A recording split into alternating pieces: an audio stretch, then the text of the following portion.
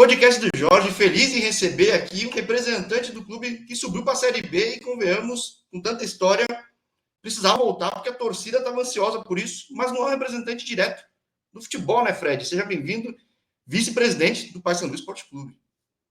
Obrigado, Jorge. Satisfação falar com você e estar aqui falando sobre uma das coisas que eu mais gosto, que é falar do Paysandu. De fato, eu sou vice-presidente de gestão no Paysandu Esporte Clube. A gente tem uma estrutura organizacional de 2 vice-presidentes, um vice-presidente de operações, que é o Roger Aguilera, meu colega, meu parceiro, que é mais voltada na hierarquia do clube ao futebol, e a minha vice-presidência é mais voltada à área de gestão, que envolve toda a parte administrativa, infraestrutura, marketing, tecnologia. Mas aqui no Paysandu, até por nós sermos voluntários, nós não vivemos do Paysandu, né? Temos a nossa vida profissional fora do Paysandu, nós somos, inclusive o presidente é voluntário também do clube.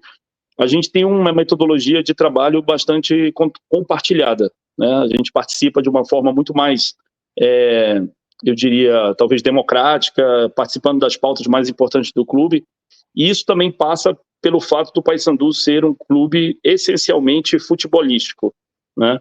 A gente não tem muito a estrutura de um clube social, apesar de ter a nossa sede social, nossos eventos e tudo, e mais um clube com a característica desportiva, na qual o futebol representa mais de 90% da nossa atividade.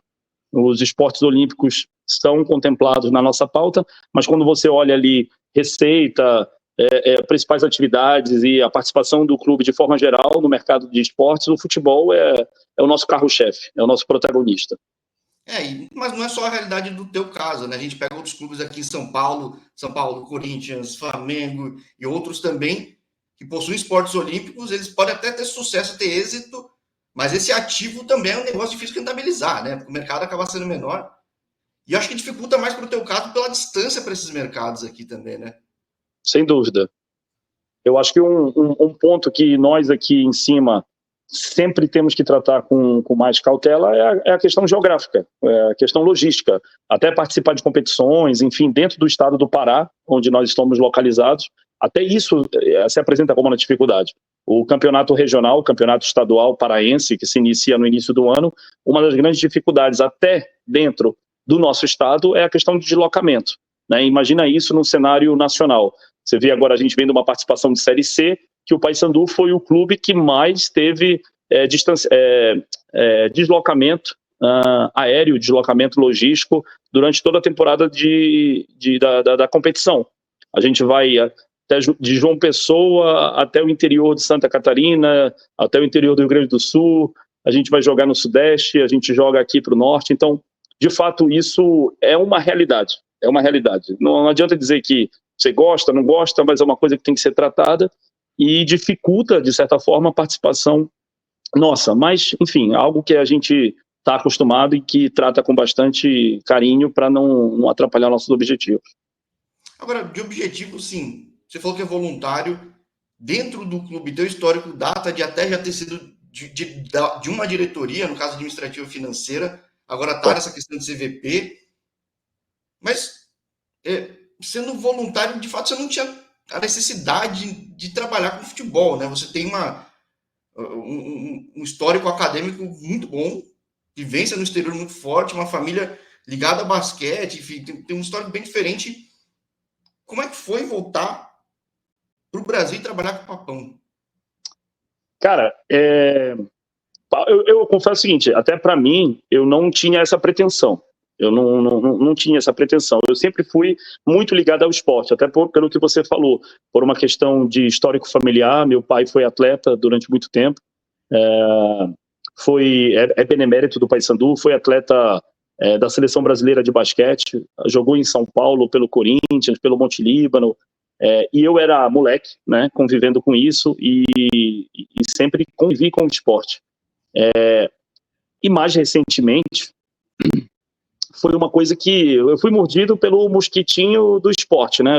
Eu sempre gostei, sempre acompanhei o meu time do coração, que é o Paysandu. Retornei ao Brasil ali início de 2012, por ali. Então acompanhava muito o clube de fora, Quando voltei, acompanhava o clube mais de perto, sempre fui muito ligado a dirigentes do clube, beneméritos, conselheiros, sempre pude acompanhar a trajetória do Paysandu, um certo voluntário de fora.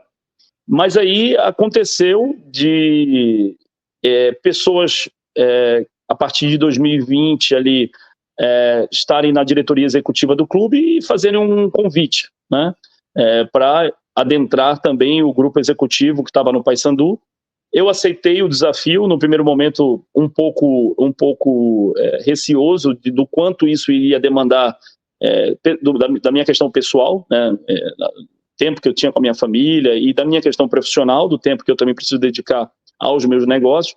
Mas hoje o Paysandu, e desde aquela época, mas até hoje particularmente, está com um grupo muito forte de voluntários, e o coletivo faz a diferença, né? Você tem várias pessoas que se dedicam, que ajudam, que estão dando ali a sua contribuição, seja o tempo, seja no patrocínio, seja na participação direta com o clube ou indireta, permitiu que eu aceitasse esse desafio, e graças a Deus, a partir do momento que eu entrei no clube como diretor administrativo, a gente montou uma trajetória e começou um trabalho aí que até agora vem rendendo frutos. Então, de fato, é um trabalho voluntário, tá? Mas também gratificante, né? Primeiro porque é uma questão de paixão, não é uma questão de lógica, né? Se eu for colocar no papel, vale a pena estar trabalhando ou não vale a pena estar trabalhando, isso é uma pergunta tão irrelevante quando se trata de algo que você tem um carinho, um amor, né, uma dedicação. Não vale a pena fazer essa pergunta, mas sem dúvida estar no Paysandu para mim tem o seu valor pessoal. A minha família no passado se envolveu com o Paysandu, seja como dirigente, seja como atleta, e para mim é uma certa retribuição de tudo que o clube já deu para a gente de alegrias, e hoje muito mais de um desafio muito legal, né? Apesar dos desafios e das dificuldades de ser dirigente de um clube de massa, também tem toda a parte gratificante que a gente vê que o trabalho está rendendo muitos frutos. Sim, bom, inevitável, inquestionável, principalmente agora, porque do lado futebolístico, todo mundo viu o que aconteceu, classificou para a fase de grupos, do finalzinho conseguiu pegar essa vaga na Série B que estava tentando há tanto tempo, muda o patamar também, de receita de orçamento para o ano seguinte, né? Muda. Como é que vocês estão lidando com isso? Porque não dava para afirmar isso até alguns dias atrás, certo? Não, né? Essa realidade ela está latente há uma semana, 10 dias, né? Quando finalmente a gente, na sexta rodada do quadrangular da Série C, obteve o tão sonhado acesso, depois de 5 anos de Série C, o tão sonhado acesso à Série B. Muda, eu arrisco dizer, né? E é uma opinião pessoal, eu acho que a mudança de paradigma, a mudança de realidade do clube que sai de uma Série C para uma Série B, eu acho que ela é maior, ela é mais significativa do que a realidade de um acesso da Série B para a Série A. Por quê? Né? Porque a Série C, primeiro, ela é uma competição na qual você tem quase 90% da tua receita comprometida com folha de pagamento do futebol, seja jogadores, seja mão de obra do clube que se dedica para o futebol. Então você tem uma margem de manobra financeira muito, muito curta. Você chega numa Série B, onde essa realidade muda para em torno de 60% da tua receita. Então, e convenhamos, né? Ainda é bastante coisa, certo? Ainda é bastante coisa. A Série C não é aquele projeto que você vai imaginar fluxo de caixa positivo. Não, de forma alguma. E eu te digo, se você pensa que você tem somente 10% da tua receita direta para administrar todo o resto, obviamente que não é suficiente. Então a gente depende de abnegados, de contribuidores, de patrocinadores que vêm hora aqui, hora lá e podem complementar de alguma forma as necessidades financeiras do clube. Você passa por uma Série B, onde é 65%, é uma diferença gigante. Mas não é só isso, né? Existe essa parte da questão estrutural, administrativa, financeira, mas existe a questão da competição em si, né? Hoje a Série C está repleta de times de alta intensidade, times competitivos, que brigam desesperadamente para sair dessa realidade de Série C, né? E participam de um campeonato também que tem a sua dinâmica própria. Você pega a Série A e Série B, você tem um campeonato com a dinâmica de pontos corridos. E quando você chega na Série C, você tem praticamente duas competições, Jorge. São duas realidades. Você tem uma primeira etapa classificatória de pontos corridos e você tem uma segunda etapa, né, que é quase outra competição de mata-mata. E eu te falo isso porque no Paysandu, nos últimos anos, nós sentimos na pele essa transição e a dificuldade dessa transição. Nós batemos na trave desde 2019, há 5 anos, né? A gente vem batendo na trave em relação ao acesso da B. Ano passado, 2022, para você ter uma ideia, nós, na fase classificatória, ficamos empatados com o Mirassol em pontos corridos e fomos para o quadrangular, caímos, de fato, num grupo difícil, mas também não tem grupo fácil, mas foi um grupo muito difícil. Infelizmente, na fase classificatória, o time não teve o mesmo rendimento, tivemos resultados infelizes na primeira e segunda rodada. E como explicar que você é um time que tem a liderança da fase classificatória e não consegue o acesso na fase quadrangular? É outro campeonato, a dinâmica é outro campeonato. Tem lesão, tem tudo, né? Cara, é outro campeonato. E o fato mais dramático de todos foi a tentativa de acesso de 2019, onde a gente estava na última rodada jogando contra o Náutico e faltando menos de 1 minuto para terminar o jogo, e teve aquele caso fatídico da arbitragem do Voaden, que concedeu um pênalti para o Náutico, faltando 30 segundos para acabar o jogo. O Náutico empatou o jogo e nós fomos para cobrança de penalidades e perdemos nos pênaltis e não tivemos o acesso. Inclusive o Hélio dos Anjos era o nosso treinador na época e aquilo ficou engasgado esse tempo todo. Então, se você pegar os números, 2019, 2020, 2021, atravessando pandemia, 2022, o Paysandu teve um desempenho exemplar na fase classificatória e chegou no quadrangular, infelizmente não conseguiu ter o mesmo desempenho. O duro é que até esse fato de se prolongar vira até uma pressão, né? Um negócio que não joga a favor nunca, né? Mas, enfim. Não. E você falou em 2019, manda até um abraço para o amigo Bernardo, que na época, a gente trabalhando aqui em São Paulo, ele é torcedor do Papão, a gente falava disso, cara, coisas que às vezes, embora seja um torneio nacional, não tem tanta visibilidade na grande mídia, que a gente falava que absurdo um negócio desse, mas enfim, coisas que acontecem. E outra coisa que eu falo muito de Série C aqui no canal, que eu torço para a Ponte, tá com um pezinho na Série C, eu falo, times que não tiver redondo e que cai para a Série C, ele cai para D logo de cara. Perfeito. E porque a Série C é o que você falou, esse impacto financeiro gigantesco de calendário, de dinâmica, e os times caem mesmo. Mas também um projeto aparentemente bem tocado, ele também volta, que é o caso do Brusque e do Operário, certo? Então sim.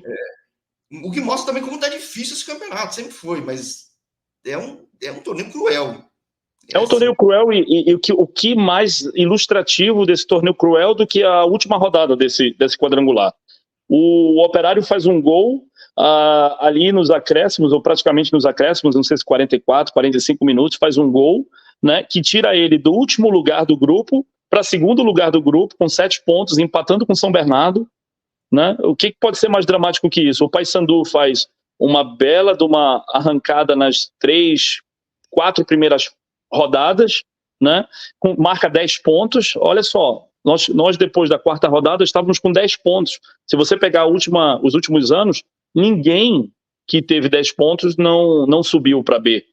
Então também naturalmente a gente deu aquela relaxada. Vários resultados dos adversários poderiam ter permitido que a gente subisse para a Série B sem depender do nosso resultado, o que não aconteceu, né? E a gente vai para um último jogo em Volta Redonda, após ter perdido em casa para o Amazonas, um jogo super difícil. A gente vai para a última rodada em Volta Redonda, podendo perder por um gol. A gente toma um gol aos 16 minutos do segundo tempo, né, que cria aquela pressão natural, e passa os últimos 30 minutos mais dramáticos da minha vida e da vida dos dirigentes do clube na arquibancada do Volta.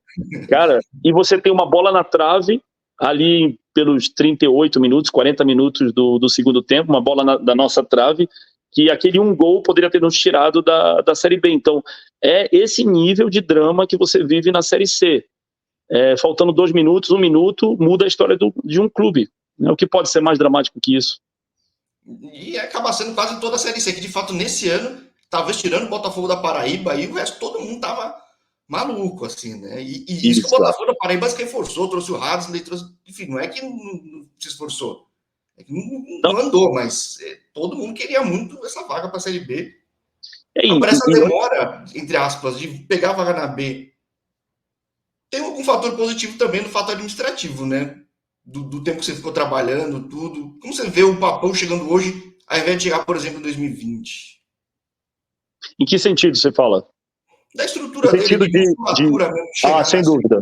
Sem dúvida. Não, assim, é difícil falar isso porque você diz, pô, se a gente tivesse subido ali, estava tudo lindo e maravilhoso e se você dissesse, o que você queria fazer? Você queria que a gente tivesse esse amadurecimento nesse período ou subir lá em 2020? Ah, eu queria subir. Não tem nem que questionar, a gente precisa subir, é uma questão de sobrevivência. Sinceramente, Você vê o Santa Cruz hoje, entendeu? Então, assim, você tem que levar isso muito a sério. Não tem nada que diga que você gostaria de ficar por algum motivo. Mas, já que ocorreu o fato da gente ficar, sem dúvida alguma, esse período de 5 anos foi um período de muito amadurecimento, muita autocrítica, muita revisão do que a gente precisava fazer. E o que a gente precisava fazer para a bola entrar, né? Essencialmente, essa pergunta que a gente faz no futebol. Tanto em campo como fora de campo, a pergunta mais importante do futebol é o que precisa fazer para a bola entrar, que a bola entrando é o que alcança os nossos objetivos. Todo o resto é supérfluo, né? É secundário. Então, assim, obviamente que nos últimos 3, 4 anos, o clube se estruturou melhor, tanto em questões físicas como em questão do seu corpo de trabalho administrativo, principalmente a partir de 2021 ali, a gente começou um trabalho de reestruturação administrativa, de modernização de gestão, de profissionalização do clube, com todas as dificuldades que a Série C oferece. Aí eu posso falar um pouco mais com propriedade. A partir do ano passado, de 2022, a gente iniciou um trabalho de profissionalização, contratamos uma empresa de auditoria, que é a Álvares e Marçal, uma empresa conhecida no mercado que está trabalhando... Isso, que está trabalhando com a reestruturação e com o processo de SAF de vários clubes. A gente fez essa negociação, não pudemos começar no ano passado, porque tivemos uma eleição aí no meio do tempo, no final do ano, e dependia da definição da eleição para a gente poder caminhar, mas no início do ano a gente começou um processo de auditoria, de due diligence dentro do Paysandu, e montamos um diagnóstico do que precisaria ser feito, então, para a gente alçar voos maiores, né? Tanto em relação ao nosso trabalho com os sócios, com relação à estruturação administrativa do clube, com relação aos investimentos estruturantes dentro do futebol. Então, isso permitiu que a gente fizesse um mapa do trabalho que, indo por uma Série B, permitisse que esse trabalho fosse intensificado. Se fosse ficar na C, a gente ia seguir um ritmo talvez mais lento, certamente mais lento, mas que hoje no mercado de futebol você pode até não querer fazer, mas você não pode ignorar que a profissionalização veio para ficar, né? Você vê a história em relação à sua pergunta, você vê a história do Fortaleza. O Fortaleza ficou 7 anos na Série C. Eu ia mencionar esse caso exatamente agora, porque eu sou torcedor da Ponte Preta e tenho uma simpatia muito grande pro Brasil de Pelotas. Olha onde está o Brasil de Pelotas, que eliminou o Fortaleza na Série C, e olha onde está o Fortaleza, né? Exato. E o que foi feito de diferente entre os dois clubes? Assim, a gente não tem propriedade do que acontece internamente, em cada clube, mas a gente tem uma ideia, né? Muito tem sido falado e divulgado sobre o trabalho de profissionalização que o Fortaleza fez. Eu pouco sei sobre o Brasil de Pelotas, mas, assim, via de regra, a gente pode dizer que, de modo geral, você não optar em um caminho de profissionalização praticamente você ficar estagnado, você não conseguir alcançar resultados esportivos maiores, porque o mercado de futebol mudou, né? O futebol mudou, eu sempre falo que não é só o futebol, né? O mundo está mudando demais. O que eu acho que aí é legal nessas horas, o quanto os fatores extra-campo eles conseguem influenciar cada vez mais, né? Não sei se você concorda. Eu vejo notícias de vocês investindo em RP, outras coisas, e uma coisa que eu vejo muito de Brasil, que aí eu acho que é um negócio muito forte de vocês, que eu não gosto de romantizar futebol, mas digo que futebol no Brasil tem uma vantagem muito grande comparando com outros mercados, que é o tamanho do público que atinge, né? Você pode ter um San Lorenzo na Argentina pode ter uns clubes super populares, famosos, conhecidos, mas não tem uma base de seguidores, por exemplo, que o Papão tem, né? Cara, sem dúvida, eu concordo 1000%. Eu digo o seguinte, hoje o futebol é o maior espetáculo no mundo, né? Para mim, hoje o futebol é maior do que religião. E eu não falo isso no sentido da importância da religião, e nem muito menos da importância de Deus, porque Deus está acima de tudo, né? Inclusive, tem que estar muito presente no futebol, porque a gente tem que ter muita fé, tem que ter muito apego. Eu tenho minha fé, eu tenho a minha religião, e eu me apego muito nisso. Mas quando eu digo que o futebol é maior do que a religião hoje, eu estou falando em termos de participação. Eu morei bastante tempo na Inglaterra, e a Inglaterra a Premier League hoje é a referência, para mim é a referência de uma liga de futebol. E morando lá, eu me deparei com uma estatística muito significativa para alguém que é brasileiro, que no nosso país é diferente, que o índice da população que vai à igreja nos domingos era de 9% da população inglesa. Eu não sei hoje, em 2023, como é que está essa estatística, mas ali pelo ano de 2010, 2009, como eu me deparei com isso, fizeram um levantamento que dizia que 9% da população da Inglaterra, do Reino Unido, no caso, frequenta a igreja nos domingos, né? Então, a religião institucional e a participação disso, ela caiu muito, né? Daqueles tempos no passado, onde todo mundo ia para a igreja no dia de domingo e tal, caiu muito. E se você for ver o índice, eu não tenho esse índice, mas eu só vou arriscar, né? Se você o índice da população que frequenta estádios de futebol na Premier League, eu tenho certeza que não é 9%, é 39%, 49% da população. Então você vê que, em termos comparativos de participação, o futebol é maior do que religião, né? Então, como ignorar esse apelo pelo futebol? E aqui na nossa região, particularmente, as pessoas são absolutamente apaixonadas. Em termos comparativos, eu tenho certeza que a população no nosso país é muito mais participativa, nesse sentido que eu estava falando, de ir para a igreja, ir para templo, ir para a mesquita, onde quer que seja. Até porque na Inglaterra vai até a quinta divisão com um público grande, então de fato é difícil. Então, assim, no nosso caso, é de uma responsabilidade tamanha. O Paysandu tem quase 2 milhões de torcedores apurados, né? Nós temos uma participação em mídia social absurda. O nosso Instagram tem 700 mil seguidores. As nossas outras mídias sociais têm em torno de 300, 400 mil seguidores. A gente teve 2 jogos na fase quadrangular desse ano da Série C, e nos 2 jogos nós tivemos quase 110 mil pessoas, 110 mil torcedores indo ao estádio, né? Sim, Então conversando com amigos aí, falava, pô, Papão é maior que a seleção, cara, levou mais gente que a seleção. Não, e isso que você falou é a pura verdade, porque nós tivemos um jogo da seleção brasileira, acho que foi agora dessa fase das eliminatórias, o primeiro jogo, né, foi Brasil e Bolívia, e esse jogo acho que antecedeu em 1 ou 2 semanas o jogo do quadrangular, e esse jogo da seleção bateu o público de recorde, e o Paysandu foi lá e bateu o público de recorde da seleção brasileira jogando contra o Botafogo da Paraíba. Então, mostrar a força. E não é só do Paysandu, vou ser bem claro, o rival também é um negócio muito louco, porque a rivalidade que tem aí, poucos lugares acho que tem no Brasil até nesse nível, essa polaridade que tem aí, que tem Minas e Porto Alegre, assim, é um negócio que, quando eu falo com amigos, aí ainda existe aquele negócio que quando vai ter repá, é o assunto da semana.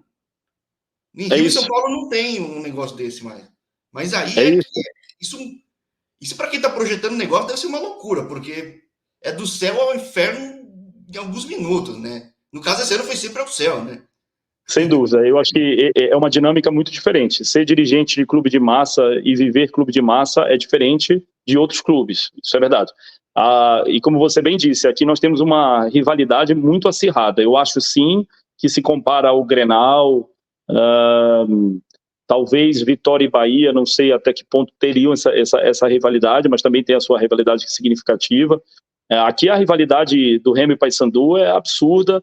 Se fala sobre o jogo durante a semana, se fala sobre o jogo depois da semana. Depois do jogo existe muita encarnação entre a população, né, torcedora de cada clube. O estado é praticamente dividido ao meio na quantidade de torcedores do Paysandu e do Remo.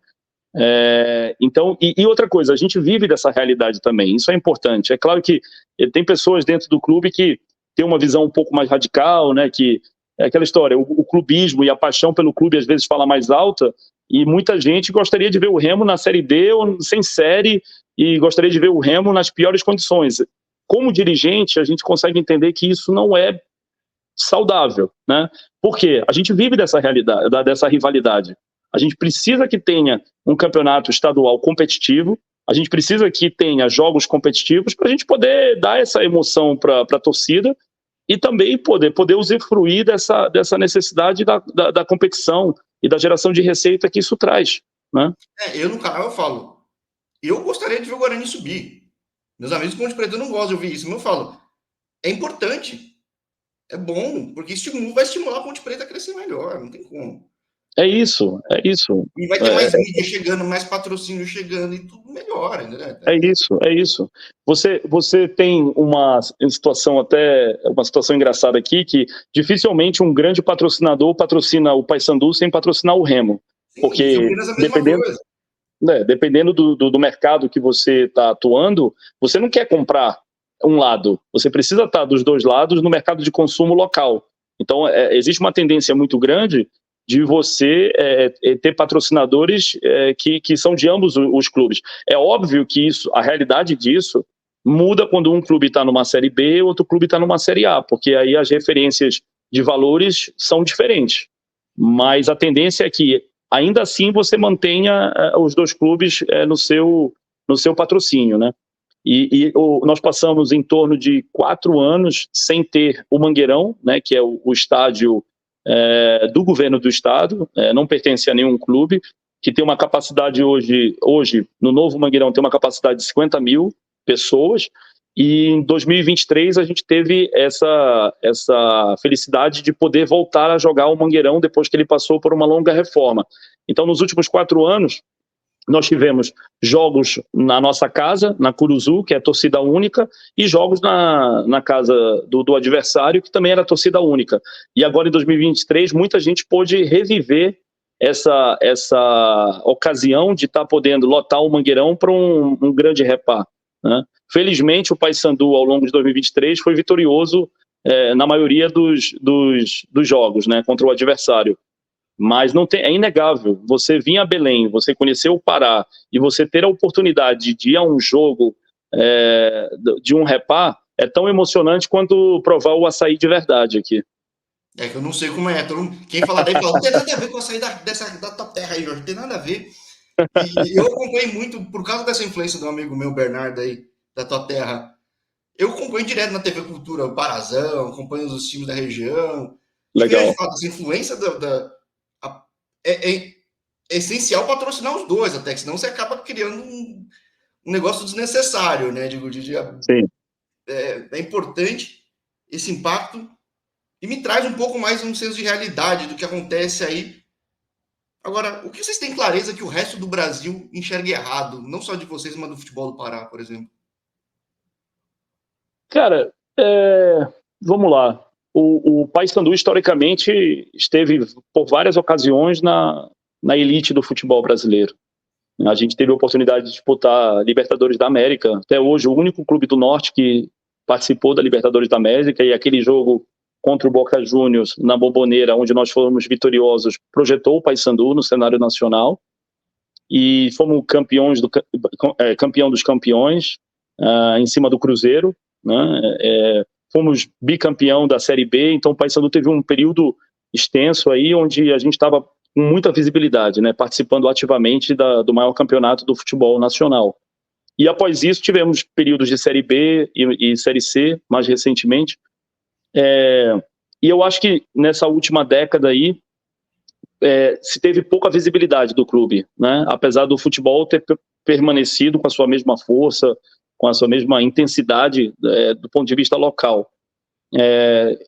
E agora, recentemente, como eu falo, a gente procurou, né, uma reestruturação, procurou levar o time minimamente onde ele merece estar, que é a Série B, e fez um trabalho com relação a isso, mas eu acho que pouca gente acompanha isso, como você bem disse. Hoje, para você assistir um jogo, até hoje, para você assistir um jogo do Paysandu, você tinha que recorrer à cultura, né, que é o campeonato estadual, você tinha que recorrer ao streaming, seja o DAZN, seja o pessoal do nosso futebol, que transmite os nossos jogos, mas a parcela da população sudeste, sul, que de fato talvez acompanhe isso, é pequena. Eu acho que o grande... Não tinha nenhum clube de massa daqui disputando, então o pessoal acaba não vendo, né?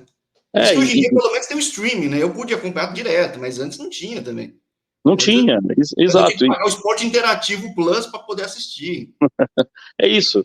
Então, assim, com todo respeito a outros clubes de futebol, às vezes a gente disputando uma Série C e sabendo e conhecendo a história vitoriosa do Paysandu e o peso da torcida que o Paysandu tem, como eu volto a falar, com todo respeito, às vezes a gente ia jogar em determinados lugares que não dava 2.000 pessoas na Série C. Sim. Né? E eu acho que isso não é desmérito no sentido de nenhum planejamento desportivo, mas o peso da história e o peso do Paysandu comparado a determinados clubes que também estavam na mesma competição, às vezes a gente sentia, realmente, até quando, né? Até quando a gente vai estar aqui? A gente não merece estar aqui, e mais importante que isso, o nosso torcedor não merece que a gente esteja aqui, né? Porque realmente eles merecem desfrutar de competições mais de uma escala maior, né? É que hoje na Série C você já acaba vendo já clubes mais novos, que são de estrutura menor, que não tem torcida ainda, mas que estão chegando e acho que ajuda também a jogar para cima o nível também geral de gestão do negócio todo, que é legal também. Tudo bem que é mais fácil gerir uma estrutura menor também, convenhamos, certo? Isso é um desafio para um clube tradicional e centenário, sim, sabia? Porque você vê, por exemplo... É complicado, né? Você vê, o Amazonas foi criado em 2019, ok? Sim, aqui tá fresca lá ainda. É um clube que tem 4 anos, tem 5 anos, não duvido que tem lá os seus desafios, né? Mas não carrega o peso do passado como a gente carrega. Não carrega questões... seja de dívida, seja de acordo, seja de reestruturação, seja de compromissos que foram firmados. Então, um clube centenário como o nosso está sempre tendo que administrar as duas coisas, o presente e o passado. E isso não é fácil, né? Não é fácil. Por isso que muitos clubes hoje, vou optar pela SAF, porque eu separo o futebol dos outros ativos do clube, e ali eu tenho uma margem de manobra melhor, porque eu vou ter mais liberdade de pegar recursos e financiamento para o clube, vou poder administrar, e eu tenho certeza que isso é um caminho sem volta, mas é uma opção que alguns clubes tomaram e que outros clubes, enfim, que são novos, têm essa vantagem de poder estar atuando sem esse peso do passado. E vários clubes de Série C passam por isso, sem dúvida alguma. Não precisa nem transformar o clube, já pode nascer já como SAF, como já tem surgido alguns aqui, clubes formadores, clubes menores, enfim. É uma realidade que já tem no resto do mundo que até demorou aqui para ter um pouco, acho. É isso, e aí eu digo, no meu pensamento, o que resta a um clube como o nosso fazer? É usar o que nós temos de melhor a nosso favor. Então, ao mesmo tempo que nós temos os problemas que precisam ser administrados, nós temos todas essas oportunidades que precisam ser aproveitadas. Então, o fato de ser um clube de massa, de ter uma torcida apaixonada, que comparece ao clube, a gente coloca 50 mil torcedores no clube, que isso gera receita significativa para o clube. É preciso que isso seja colocado de bom uso, né? A gente tem uma marca própria aqui no Paysandu, inclusive, nosso uniforme é de marca própria, a gente optou por isso. Isso também é uma fonte importantíssima de receita. A gente tem o nosso plano de sócio, que é uma fonte importantíssima de receita. Então, isso são coisas que os clubes mais jovens, que estão sendo montados agora, não têm. Podem até conseguir lá um investidor do Emirados Árabes para colocar dinheiro no clube e administrar o futebol. Isso é uma coisa que cabe a eles fazer. Então, primeiro a gente precisa usufruir do que a gente tem de melhor e colocar isso para bom uso e, em paralelo, aproveitar das mesmas oportunidades que estão aí. Ou seja em termos de fazer investimentos estruturantes com parceiros, patrocinadores, né? Seja caminhar para uma reestruturação que permite você fazer captação de recursos também. Isso a gente tem que conduzir em paralelo. Não adianta... Cada um tem a sua característica e o Paysandu tem essa característica. E outra frente de trabalho importantíssima é a formação de jogador e comercialização de jogador no mercado de futebol. Isso, por exemplo, o Paysandu faz muito pouco. E por que a gente faz pouco? primeiro que você precisa ter uma estrutura mínima de centro de treinamento para poder desenvolver a base, né? Você precisa ter uma estrutura administrativa que vai trabalhar a base e desenvolver jogador e a partir desse momento poder comercializar. A maior venda, eu vou te dar um número, a maior venda que nós tivemos com venda de jogador foi ano passado, que nós vendemos um jogador no qual a gente tinha os direitos econômicos por R$1 milhão. E se você for olhar comparativamente, isso não é nada, né? É muito pouco. E existem clubes que não têm torcida e vivem da formação de base e da comercialização de jogadores, e assim se viabiliza. Durante muitos anos viveu disso, sem torcida nenhuma, certo? Então, tudo bem. É isso. A realidade de São Caetano não é essa hoje, mas tem muito clube muito menor aí que vai girando isso, né? Clube formador, tudo, a coisa vai indo. Né? Perfeitamente, é isso aí. É isso aí. Você vê agora, voltando àquele ponto da competitividade, a gente vai para uma Série B ano que vem, que hoje eu enxergo isso como uma Série A2 quase, né? Que existem clubes, a Série B está no nível de competição elevadíssimo, um nível de intensidade elevadíssimo, e a gente agora vai ter o desafio de conduzir a participação num outro patamar, que é a Série B, enquanto a gente continua todo esse trabalho de reestruturação e captação. Sim, e aí, com toda essa sua vivência fora, tudo, assim, futebolisticamente, muita gente que é um papo mais de boteco, todo mundo consegue falar, opinar, tenha propriedade ou não, quem são suas referências, mas do lado administrativo, tem algum time, alguma empresa que é um benchmark para vocês, assim? Cara, eu acho que a gente citou o exemplo do Fortaleza. Eu acho que o Fortaleza, obviamente, é uma referência, é inegável, né?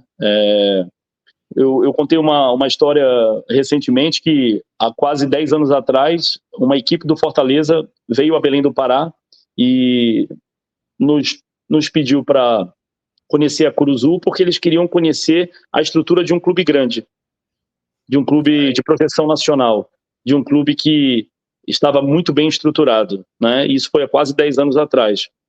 E eles foram para lá e fizeram o dever de casa deles e viraram, eu acho, uma referência, um benchmark, sem dúvida alguma, em termos de profissionalização. Um time que saiu de onde estava para chegar na Série A, para disputar a final da Sul-Americana, né? E se estruturar e se profissionalizar, eu acho que é um clube para qual se precisa olhar, né? Em termos de melhores práticas, do que foi feito. Você vê o caso do Cuiabá também, que é um clube também mais novo, já nasceu como SAF e tudo, mas exato, mas o clube está fora do mercado, tem um trabalho exato. Também crescendo, né? Mas mesmo sendo um clube novo, né, um clube que também estava fora do mercado, tem lá, eu acho que os seus acertos, né, as suas melhores práticas também, que vale a pena a gente ter uma visão em relação a isso. Você vê o Red Bull Bragantino também, outra característica diferente, né, um clube que tem um patrocínio fora do eixo, né, um clube que foi comprado e que tem uma marca forte e que também teve uma trajetória bem sucedida. Então, eu acho que tem vários casos de clubes que encontraram os seus caminhos. O importante não é você dizer, eu vou fazer o que o Fortaleza fez. Dificilmente isso vai dar certo. Cada um tem sua particularidade, né? Mas no meu outro canal eu falo muito como tem muito cara bom do Pará e que teve que buscar caminhos distintos. De repente, se tivesse um lugar que pudesse comportar mais gente e tudo, estaria todo mundo ganhando, né? A matéria-prima do Pará, tanto a nível de jogador como a nível de profissional do futebol, é excelente. O Paysandu mesmo já formou muitos profissionais que hoje estão no Corinthians, estão no Náutico, estão no mercado, e às vezes o que acontece é que não tinha o devido espaço, né, para se dedicar. Mas eu acho que isso é uma tendência muito forte, a gente poder valorizar mais a nossa matéria-prima. Já falei da base, né, que a base é imprescindível, a gente fazer formação de jogador. Agora, com o novo centro de treinamento, a gente tem uma estrutura mínima para fazer isso. E até dentro do clube, a gente fazer formação de analista de desempenho, fazer formação de fisiologista, formação de nutricionista, e encontrar o nosso caminho. A gente precisa olhar para o mercado como qualquer outra atividade econômica, olhar e aprender com melhores práticas, mas encontrar o nosso próprio caminho. A gente não deve olhar nenhum clube específico como um modelo a ser seguido, mas eu acho que vários casos como possíveis referências a serem adotadas, entendeu? Então, eu acho que o Paysandu tem traçado um caminho importante, como eu comentei anteriormente. A gente, inclusive, desde o acesso, está sendo muito assediado por interessados no Paysandu. Aquilo que você falou sobre visibilidade, Cara, em 10 dias a visibilidade do Paysandu mudou completamente. Isso que é legal de hoje na internet também. O pessoal começa a ver a torcida, ver a recepção e fala, nossa, esse negócio é grande, a galera mais nova não tem noção. É isso, e aquilo que a sua pergunta antes, que foi super pertinente, pô, Fred, o que o Brasil não vê que você gostaria que visse? Estão vendo agora, porque, na verdade, isso acontece há muito tempo. Essa participação da torcida, essa emoção pelo clube, o quanto o Paysandu tem se dedicado para chegar onde está, não começou agora, não começou esse ano. Isso vem acontecendo nos últimos 5 anos, mas isso está fora do holofote. E agora o pessoal está impressionado, falando, cara, eu não sabia que o Paysandu tinha essa torcida, eu não sabia que o Paysandu estava fazendo esse trabalho de crescimento, de evolução, eu não sabia nem que o Hélio dos Anjos tinha voltado para o Paysandu, eu não sabia de uma série de coisas. Hoje o Paysandu tem um corpo administrativo de pessoas do Brasil todo que estão aqui, e aí sim é mérito da direção também poder ter trazido profissionais para integrar a nossa equipe, e tem feito um trabalho espetacular. Então, todas essas informações de bastidores não aparecem, principalmente para um clube de Série C, né? E a partir do momento que você está na B, aquilo, é um outro cenário que precisa ser muito bem aproveitado.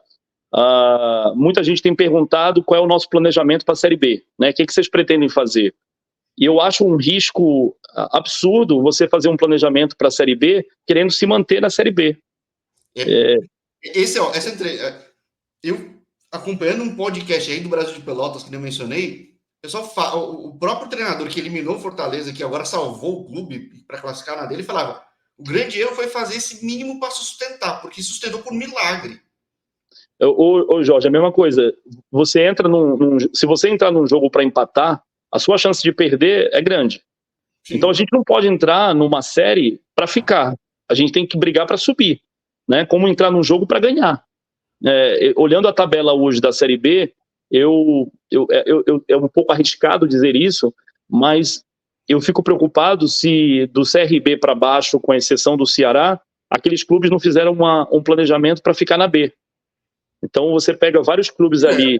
Não dá para afirmar que a gente não está no lugar dos caras, mas dá mais ou menos para estimar, hein? Dá mais ou menos para estimar. É um chute, é até injusto eu falar isso sem ter o conhecimento de dentro do clube, mas sem dúvida alguma é um risco, né? O ABC subiu ano passado e infelizmente está em viés de cair de volta para C aí, e não estou citando o caso do ABC porque eu tenho conhecimento, eu não tenho conhecimento, tá? Mas eu falo do Paysandu. Eu acho que o Paysandu não pode fazer um planejamento, não deve fazer um planejamento de permanência. Porque a partir do momento que você faz um planejamento de permanência, você está contando que aquilo que você acha que vai acontecer. E não tem nada mais incerto do que o futebol. Você tem que traçar um caminho de competitividade, de acesso, e se por acaso não der certo, aí sim, no pior dos casos, você ficou na Série B, o que não é ruim. Mas o nosso caso é para brigar. Eu tenho certeza que o Vitória fez um planejamento de acesso, porque subiram ano passado, né? A grana que eles aportaram, os caras tem que subir. E o caso do Vitória, eu acho que é um dos casos no qual a gente tem uma certa equiparidade. Clube de massa, clube tradicional, clube que não merecia estar onde estava na Série C, né? Um clube que saiu, inclusive saiu da Série C, classificando, acho que foi em 8º lugar para o quadrangular, chegou no quadrangular... Que ia cair, exatamente, e chegou no quadrangular em 8º lugar, a gente caiu no mesmo grupo, e eles tiveram acesso a B, e hoje são líderes da Série B, né? Acho que é o único certo que vai subir, acho. Oi? Acho que é o único time certo que vai para a Série A, assim. Eu acho muito difícil o Vitória não garantir esse acesso aí, mas, enfim, estão fazendo um excelente trabalho. Então, no nosso caso é a mesma coisa, eu acho que a gente tem que fazer um planejamento de acesso, né? E na minha cabeça não existe absolutamente nada surpreendente se o Paysandu conseguiu acesso para a Série A, que eu acho que o Paysandu merece estar na elite do futebol. A gente, quando participou da chapa no passado e foi para a eleição, a gente falava isso, e muita gente, parte do pessoal que acompanhava, achava que aquilo ali era loucura. Para mim não é loucura. Eu acho que o Paysandu tem que disputar e tem que estar na elite do futebol brasileiro, e ponto final. Ele tem torcida para isso, ele tem apelo para isso, tem pessoas comprometidas para isso. Talvez eu esteja numa posição mais vantajosa por saber o trabalho interno que a gente está fazendo, né? E nem todo mundo tem a obrigação de saber. né? E isso está sendo levado muito a sério. Intangível é um negócio que, assim, eu 10 anos atrás eu tinha minha empresa que eu vendia software para qualquer empresa e pude conhecer a realidade de alguns clubes de sul e sudeste. Eu via quão diferente era a estrutura de cada uma. Daí é difícil ver o gap, a distância de um para o outro, mas com certeza, se você se estruturar com bom senso e bem amparado, que você falou de, pô, Álvares e Marçal, trazendo ferramenta certa, a coisa vai andar, não tem como. É isso. O futebol é dinheiro. Ponto. Isso aí não adianta você querer colocar, desviar do assunto de que o futebol não é dinheiro. Você precisa buscar dinheiro, você precisa buscar recurso. A bola não entra sem dinheiro, esquece. Porque quando a gente fala em dinheiro... milagre, mas aí você perde o jogador, não repõe, porque você não está estruturado, acabou, já era. Vira aquele sonho de umas rodadas só e... Né? Exato, exatamente. E quando a gente fala em dinheiro, a gente fala de recurso. É porque você tem que trazer jogadores, você tem que estruturar o time, tem que ter investimento, tem que ter profissionais, tem que estar... Então, é dinheiro. Mas o dinheiro por si não resolve.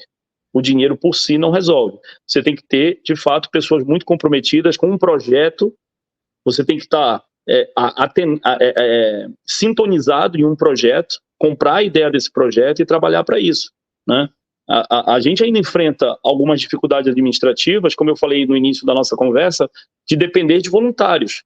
O Paysandu talvez chegue a um patamar, um dia, onde ele seja 100% profissionalizado. Talvez chegue a isso. Eu acho que isso é uma tendência.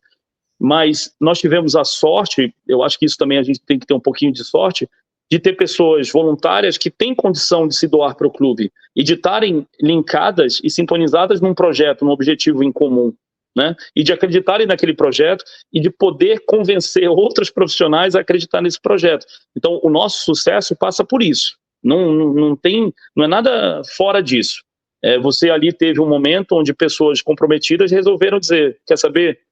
Vamos colocar esse clube onde ele merece estar e vamos trabalhar para isso e vamos estar unidos nesse desafio. É simples. O voluntário, se você não vive para e vive desvirtuou a ideia do voluntário, né? No caso, o pessoal está vendo para o clube que ama, pô, isso é claro, né? Totalmente. Pode não ser, como eu falo, a situação ideal. A gente falou do Cuiabá, falou do Fortaleza, eu não tenho certeza sobre o Cuiabá, mas o Fortaleza hoje, ele tem a diretoria 100% profissionalizada, dedicada 24 horas ao clube. E aí eu falava isso ano passado, que eu dizia, gente, nós temos que ser super-homem aqui. Por quê? Porque nós, num determinado momento, como é que você compete, você como dirigente, você é voluntário, você está dedicando a maior parte do teu tempo possível, mas você está competindo com clubes que tem pessoas 24 horas dedicadas ao clube. Isso é desleal, concorda? É difícil. Então, são patamares, são referências difíceis. Agora, na Série B, o que a gente pretende fazer? A gente pretende, e já está trabalhando nisso, de ter uma diretoria, de ter pessoas, diretores adjuntos, gerentes remunerados, dedicados 100% ao clube. A gente não consegue chegar a isso no mais alto escalão, que nós somos voluntários, mas você tem ali já uma parcela da administração que vai estar 24 horas vivendo o Paysandu, comendo, dormindo e dedicado a isso. Aqui é por uma questão muito oportuna que a gente consegue conciliar a nossa vida pessoal, a nossa vida profissional, a dedicação ao clube. Mas é inegável que a gente precisa estar cada vez mais com profissionais 100% dedicados. Bom para o clube também que conseguiu ter esse momento com as pessoas que tem, e também só tem por causa que é um clube histórico também, né? Esse que é o ponto, né? Tem seus prós e contras também, né? Acho que uma coisa que eu acho que é muito pró, que nem você falou de CT, saber trabalhar. Pô, no meu canal eu falei com tanta gente que praticamente do norte inteiro do Brasil até boa parte do centro-oeste, só a partir de Goiás para baixo que tinham uma oportunidade com um clube para sustentar, ou seja, e ainda tem muito disso. Né? Se você tem realmente uma estrutura convincente, você consegue ser esse hub do norte todo aí, né? E imagina a quantidade de talento que pode aparecer no longo prazo, que é o que você está trabalhando, sempre pensando, né? Sem dúvida. A matéria-prima do nosso estado. Eu outro dia, acho que foi na viagem para Volta Redonda, eu estava comentando que a gente tinha 3 representantes do Pará participando das maiores competições do Brasil. A gente tem o Rony, lá no Palmeiras, o Pikachu no Fortaleza, disputando a final da Sul-Americana, o Palmeiras estava disputando a semifinal com o Boca Juniors e o Rony estava lá, e o Fluminense, que vai para a final da Sul-Americana, com o Ganso, que também é da nossa terra. Então, a matéria-prima do Pará, e isso passa, claro, por talento, mas por referência, né? Hoje um menino, um cara novo, e menina, porque o futebol feminino também está em evidência, ele tem as suas referências, né? Então, sempre tivemos ídolos, sempre fomos bem-sucedidos no futebol, então essa matéria-prima a gente precisa dar a devida atenção e devido carinho. E outra coisa, pensando no clube, é uma receita que a gente hoje não tem, é mínima, né? Uma receita mínima. Então, esse trabalho, sim, tem que ser feito e a matéria-prima aqui da nossa região é excelente. Eu ouvi a história do Eric, que passou pelo Palmeiras, Botafogo, tudo, que é do interior do estado, a trajetória que o cara tem que fazer para conseguir, se de repente aí no Belém ter essa referência, nossa, imagina quanto ganha o futebol, quanto ganha o clube, né? Teve um caso, inclusive, se eu não estou enganado, do Cruzeiro. O Cruzeiro fez uma SAF que estava estimada acho que em 400 milhões de reais, e teve a venda de um jogador que superou o valor da SAF, de um jogador. Então, isso sim, é super importante, e a gente precisa também dar a devida atenção pelos jovens, né? Pelos jovens que são carentes e precisam de oportunidades, e muitas vezes apaixonados pelo Paysandu, e a gente, como clube, tem que retribuir dando devidas oportunidades, e também pela viabilidade econômica do clube. Pelos dois motivos, eu acho que carece desse trabalho, sem dúvida alguma. Caminha junto. Se um time tá numa Série B e tá com uma base boa, ele consegue se alimentar financeiramente dessa geração de talentos, né? Não nem falando da A, na A com certeza, mas na B já dá para trabalhar muito bem, né? Então, poxa, que seja um período agora só de voos mais altos aí para vocês, porque a torcida, a região como um todo anseia muito. Eu achei muito legal o Amazonas ter ido também para a Série B, porque abre um pouco a mente da galera aqui. Acho que Sim. e o São Paulo, sem passar pelo caminho, só entre os dois, é muito polarizado e existem bolhas, que eu digo, né? Que é Porto Alegre, uma bolha, Belo Horizonte. O resto, o povo não tem ideia do tamanho que tem, da força que tem no resto do Brasil, infelizmente, né? E aí o futebol, mais uma vez, acaba sendo o embaixador da nossa região, né? Eu acho que isso também é um ponto que, às vezes, você tocou nesse assunto, mas pouca gente, eu acho que tem essa compreensão. O futebol é a atividade mais global que existe no mundo, na minha opinião, porque é compartilhado de uma forma absurda. É um esporte que, apesar dos seus problemas com violência e com racismo, cara, dentro do campo e dentro do vestiário você encontra um dos ambientes mais cosmopolitas do mundo, né? Você tem pessoas de todas as raças, todas as etnias, todas as religiões, no mesma equipe, trabalhando junto com o mesmo objetivo. Eu acho que isso é muito simbólico do poder do futebol, né? É uma atividade, como eu falei, global, multirracial, multicultural, e o poder disso, né, de você, às vezes, um time de uma determinada região, não leva só o futebol, mas leva também a representação de toda uma cultura, de toda uma localidade.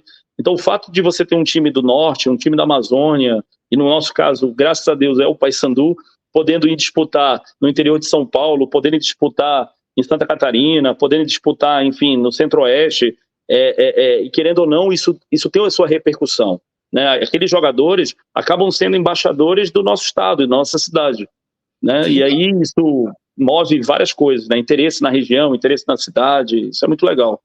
É até legal, com certeza, quando for de visitante, vai ter torcida lá acompanhando, que nem todo clube leva. Isso é muito legal também, porque pô, tem gente de tudo quanto é lugar. Eu só torço que minha ponte continue para poder enfrentar vocês. E não enfrentar o rival. Eu não sei se eu torço para a ponte ficar por você. Eu morei em Campinas, inclusive, e tive a oportunidade de conviver um pouquinho com torcedores da Ponte, do Guarani. Eu não sei se eu torço para a Ponte ficar ou se ela pelo menos sair do páreo, que aí facilita um pouco a nossa vida também na Série B. Mas tem o aeroporto do lado, para vocês a logística é bom, pô, você não precisa viajar tanto. Pô, Viracopos é show. Você agora tocou num ponto legal. Viracopos é show. Sim, não, a Ponte é um time legal. Eu gosto acho que o marketing com tecnologia permite ter esse alcance. Por exemplo, o perfil do Paysandu no TikTok super hilário, que o perfil do Zenit consegue ser popular e puxar um monte de gente pelo mundo. Acho que a tecnologia está conseguindo romper essas barreiras, até o nosso papo aqui agora, então... Sem dúvida. Sem dúvida, para uma região relativamente remota como a nossa, né, longe dos grandes centros de consumo e grandes centros urbanos, apesar de que a Amazônia hoje ela está em evidência, mudou um pouco esse cenário. Eu falei recentemente que essa década agora de 2020, essa década é uma década onde o desenvolvimento no norte do país está em evidência, assim como teve no Nordeste, assim como teve no Centro-Oeste com o agronegócio. Essa década agora tem muita coisa em evidência, e a Amazônia está em um nível de protagonismo muito grande. Então isso ajuda, né? Isso ajuda que dá uma projeção legal. Mas você tem absoluta razão que a tecnologia, para nós, permite romper barreiras geográficas, barreiras logísticas, né? Hoje você tem seguidores na mídia do Papão que não são torcedores do Paysandu, mas se identificaram com o Robinho, que é um jogador referência hoje no nosso elenco, se identificaram com o Hélio dos Anjos, que é nosso treinador. E isso acaba trazendo as pessoas para seguir o Paysandu. E uma coisa que eu confesso assim, que a gente faz muito bem é o nosso departamento de marketing. Ele é um departamento muito proativo.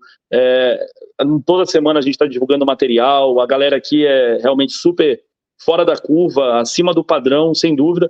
E a qualidade do nosso conteúdo acaba trazendo muita gente para seguir o clube, independente de torcer ou não para o Paysandu. Porque hoje o marketing bem feito ele consegue personificar isso daí. E vocês têm uma alavanca própria de tanta gente para impulsionar isso, que é um negócio poucos clubes têm. Né? No Brasil, Hoje, em 2 mãos e um pouquinho mais, mas é pouco se parar para pensar, né? Quem tem sem milhões dúvida. de seguidores é pouquíssimo clube. Então, Sem dúvida. E a gente tem a gente tem marca própria, como eu tinha comentado. A gente tem uma TV, a TV Papão, que é uma TV própria. Inclusive já fizemos transmissões de jogos esse ano, jogos que não eram transmitidos pelos canais oficiais que tem contrato, e a gente e teve recorde de audiência de mais de 200 mil telespectadores na TV Papão, né? Nossa, então, passando o quê? Estadual? Tava transmitindo estadual? Eu acho que era Copa Verde. Copa Verde. A gente estadual passou na cultura. Nossa, estadual é cultura pela Funtelpa, Campeonato Brasileiro Streaming, né, da Zone Nosso Futebol, então foi Copa Verde. Copa Verde fez semifinal, né, provavelmente, né, ou não? Não, tá falando desse jogo que teve recorde de audiência. Eu acho que foi, salvo engano, acho que foi o jogo contra o Remo. Então, porque teve transmissão nos 2 canais, né? Tava bombando os 2 canais, eu tava vendo, caramba, o negócio tá assim. Exato, foram acho que 249 né? Quanta gente simultânea vendo é um negócio. Então, isso foi até uma terminologia que eu tive que aprender, que eu não sou tão expert em tecnologia, então eles falaram que foi 249, se eu não me engano, visualizações simultâneas. Eu falei, pô, mas o que é isso? Eu não entendi. Isso é maior do que ver o Cristiano Ronaldo no streaming aberto aqui também. Ou seja, pô, peraí. É audiência maior que a final da 2 aqui da Ponte Preta, que tudo bem, é o meu time, mas não é tão grande assim. É audiência de Campeonato Paulista aqui. Não é uma baita audiência. E acho que foi semana passada que o nosso futebol divulgou um recorde de audiência que eles tiveram, que foi aí em 200 e poucos mil. Daí eu entrei em contato com o nosso pessoal de marketing e falei, pô, mas a gente não teve mais do que isso? Aí eles me confirmaram, nós tivemos mais do que isso na Papão TV, quando a gente bateu 249 mil visualizações simultâneas. Você então, tá marca do nosso futebol, né? Isso. Que já foi representativo, mas digo, a marca própria, que nem o Flamengo também faz, os outros clubes estão fazendo em categorias menores, os caras estão vendo o potencial disso, né? Não tem como. Agora, a gente falou muito de potencial, uma coisa que eu achei legal esse ano, que assim, nesse meu canal que surgiu esse ano, o canal Local Brasil, eu falei com o Rodriguinho do Rival. E falei, pô, começou super bem, tudo. Ele falou, já vivi a situação aqui que, dependendo do repá, a coisa se transforma. E para ele se transformou.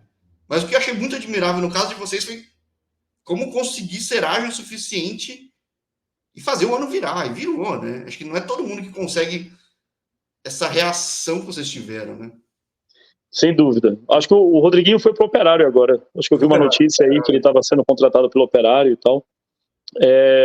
Tivemos uma reação que teve que ser bastante ágil. Na verdade, o ano de 2023 foi um ano muito difícil. Começando o ano, a gente até achava que teria sido um ano fácil, seria um ano fácil, porque nós tivemos uma sequência muito boa no passado, e a ideia era manter uma espinha dorsal do futebol para esse ano. Então mantivemos alguns jogadores do elenco do ano passado, então já estava montado ali um semi-quebra-cabeça. Então a expectativa era muito boa, né? e atravessamos algumas dificuldades dentro de campo e algumas dentro de campo, e algumas fora, dentro de campo também. Mas, assim, a nossa trajetória da Série C, ela foi árdua, né? Ela foi muito difícil. A gente iniciou ali com uma vitória sobre o Aparecidense em casa, mas depois disso teve uma sequência de jogos muito difíceis. Levamos uma goleada do Ipiranga lá em Erechim, eu estava nesse jogo.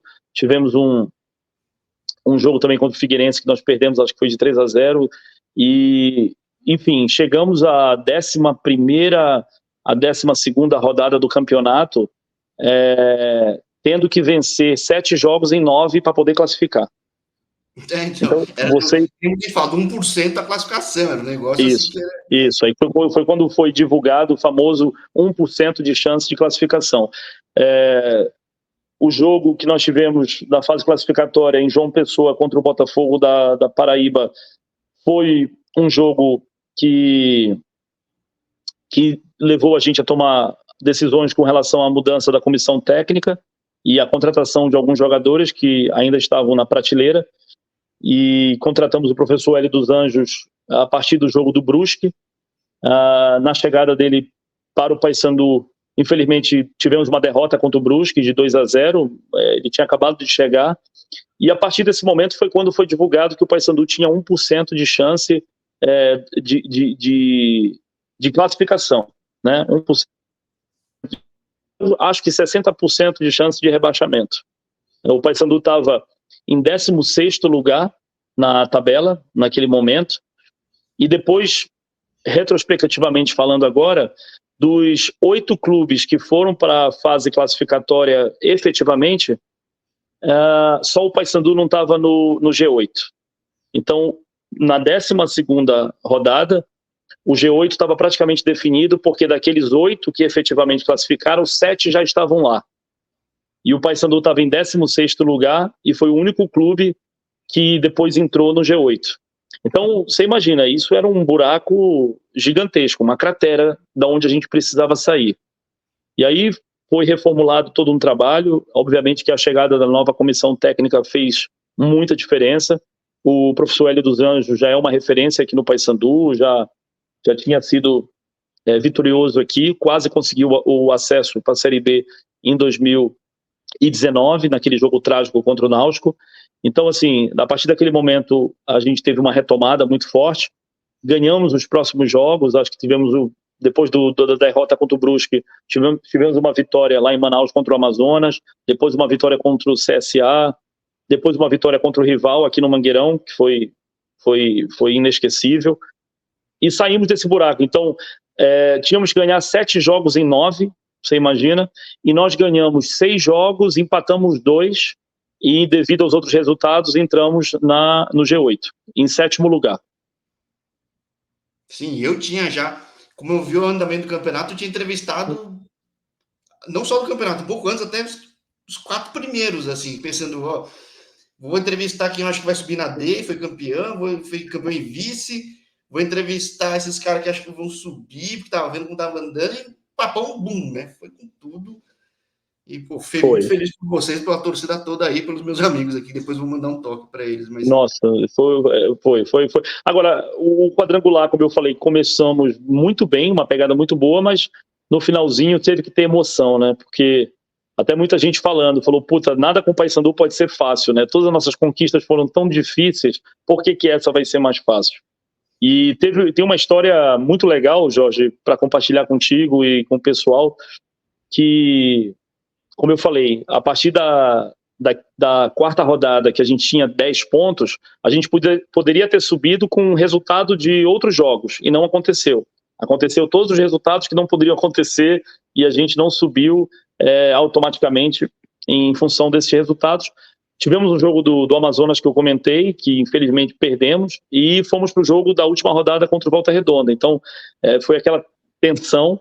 O jogo do Volta Redonda aconteceu num sábado, dia 7 de outubro. Eu não sei se muita gente sabe disso, mas o 7 ele tem uma referência muito especial para o Paysandu. O 7 é um número muito especial, sempre tratado de uma forma muito especial, porque tiveram várias ocasiões e episódios no qual esse número 7 prevaleceu. teve resultados sobre o grande rival, a maior goleada de 7-1. A camisa do Paysandu número 7, ela é uma camisa especial, e nesse dia era 7 de outubro, né? E coincidiu com a maior festa religiosa da Amazônia, que é o Círio de Nazaré em Belém, né? E muitos paraenses são devotos de Nossa Senhora de Nazaré, e é uma festa religiosa, cultural, turística. Muita gente vem a Belém do Pará para participar do Círio de Nazaré. O Círio reúne em torno de 2 milhões de pessoas na procissão, nas ruas de Belém. É uma festa muito bonita.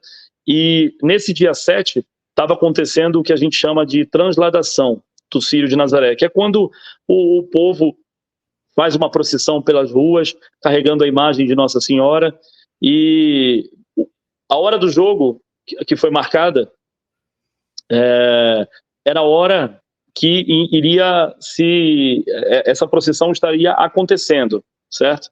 E quando a gente teve o resultado exitoso e o efetivo acesso à Série B, quando se encerrou o jogo e o Volta ganhou por 1-0, mas isso garantiria o nosso acesso, a imagem de Nossa Senhora estava passando na frente da sede do Paysandu.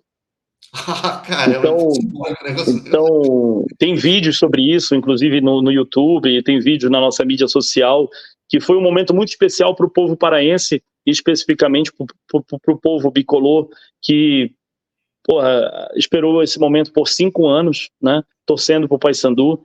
E essa festa é muito representativa aqui no nosso estado, ela tem uma repercussão muito grande. E nesse momento onde o juiz apitou o final da partida e o Paysandu garantiu o acesso, a imagem da Santa estava passando na frente da nossa sede social, e foi uma explosão de alegria gigante. E muita gente fala que aquela bola na trave que ocorreu no finalzinho do jogo foi Deus ali, foi Nossa Senhora que não deixou que ela entrasse para poder dar essa felicidade aí. Mas esse negócio de Deus no futebol é complicado. Um ano passa aqui, outro não passa lá, esse ano não passou no Rio Grande do Sul. Mas, poxa, feliz por vocês, bastante feliz pelos meus amigos, até compartilhar esse vídeo depois. E feliz de falar contigo aqui de uma história muito vinculada ao clube, dar essa continuidade, história familiar, agora no palco maior, né? Não, sem dúvida, pô. Prazerzaço aí. E espero a gente poder estar falando muito mais, né? Tem muita história para contar. Quem sabe aí, meu time se mantendo, se estiver passando em Campinas, a gente se encontra por lá, né? Pô, fechado. Então, maravilha, Fred. Ó, não é momento de descanso, eu sei que vocês estão trabalhando muito nos bastidores. Mas, poxa, muito boa sorte para começar a temporada 24. Não, te agradeço. Obrigado. De fato, esse ano a gente vai ter um pouquinho mais de tempo para trabalhar. A gente está em outubro agora, então já estamos caminhando aí para algumas definições e tudo no seu tempo. Esse ano está sendo um ano um pouco mais... tem um pouco mais de espaço de trabalho, mas a pré-temporada para o Paraense vai começar em dezembro, então a gente não tem tempo a perder, não. E, obviamente, vamos ter uma remontagem de elenco aí significativa, já que o patamar é diferente e a competição é diferente, então o trabalho vai ser intenso a partir de agora. Não, vai ser legal acompanhar. E, poxa, canal aberto para a gente fazer um papo online ou depois aí, offline aqui para São Paulo. E quem é amigos meus sempre me chamam para aí, é que eu nunca tenho algo específico, mas vai ter, né?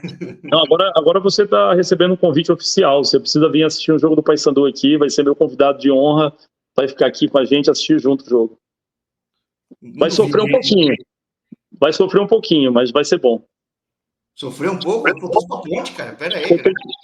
Você tem que sofrer um pouquinho também para sentir a energia daqui, entendeu? Combinado, Fred. Pô, grande abraço para ti, até a próxima, então. Valeu pela oportunidade. Obrigado, Jorge. Abração. Tchau.